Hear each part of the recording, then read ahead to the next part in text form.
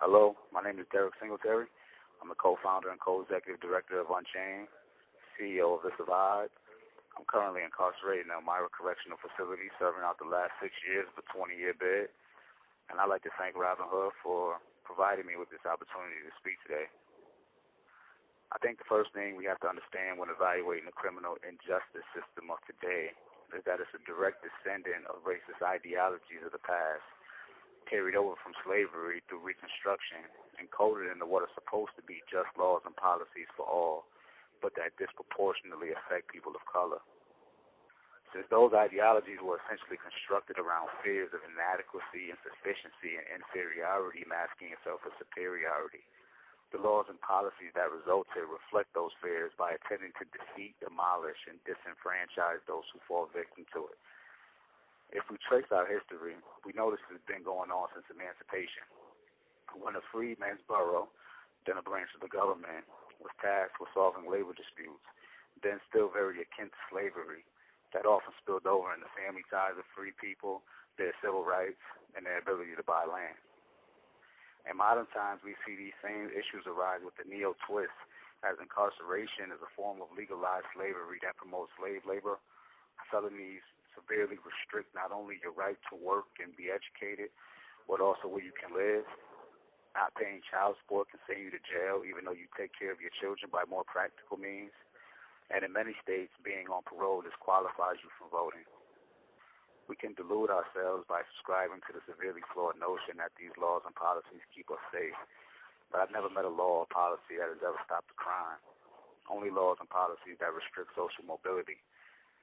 For those of us who will unfortunately have the experience of being on parole or post-release supervision, the bar for our reincarceration is lower to the point where we don't even have to commit a crime to go back to jail. Just the most innocuous form of police contact can subject us to reincarceration by technical violation. It calls to mind my time on parole when I was trying to get into OCC college. I was fresh home, trying to do the right thing, and I remember the coordinator for administrations, who happened to be a black woman, pulled me into her office and told me I was being denied admission because of the fact that I had just been released. She told me to come back in 6 to 8 months when I had more time in the streets, as if I had to prove myself worthy or that I was serious about obtaining an education.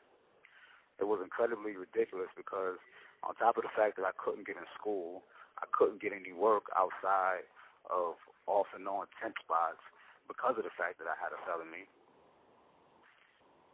So by me being shut out of work and school, I knew there was very little chance I would make it those 6 to 8 months because the things I needed to keep me off the streets were the same things that were pushing me back into them. And when I looked around my neighborhood, all I could see was patrols circling like sharks, knowing that I was every bit of the wounded mammal. Individuals who turn back to the streets don't necessarily understand these systems of oppression at work. I know I didn't, but we feel them, and that plays a role in mental relegation. It plays a role in if I think I can't, I can't. It plays a role in me knowing that if no one's going to answer the door, then I'm not going to keep knocking, I'm going to climb in the window. Therefore, in effect, I can never become a contributing member of society because society apparently doesn't want me to contribute. It's a two-way street, destination disenfranchisement in both directions. However, what we also have to realize is that although felonies and these forms of supervision drive reincarceration, we can't overlook the fact that incarceration drives reincarceration, prison being incubators for reproducing the criminal element, and not just from incarcerated individuals either, but up and through, from civilians, correction officers, and to the administrations and complexity. See, the reason why I, and I believe others, returned to the streets is because we weren't equipped with the knowledge of what we needed to understand that we were only conforming to the oppressor's surreptitious plan for our demise. We weren't equipped with the skills we needed to be successful, independent of the systems working against us. We didn't possess the mental poise needed to incubate against the incubator of negativity that prison encompasses us with. Education gave me that. And nationwide, less than 6% of individuals who obtain a degree while incarcerated ever return to jail, while everyone else comes back at a rate of 4 out of every 10 within their first 3 years of release alone. So in closing, real justice has to be brought about from the inside out and the outside in.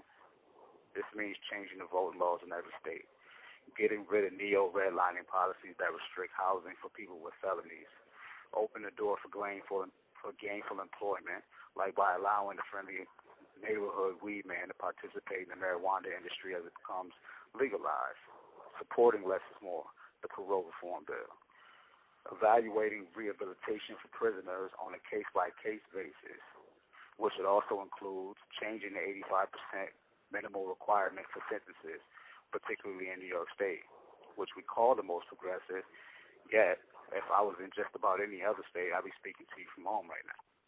Thank you.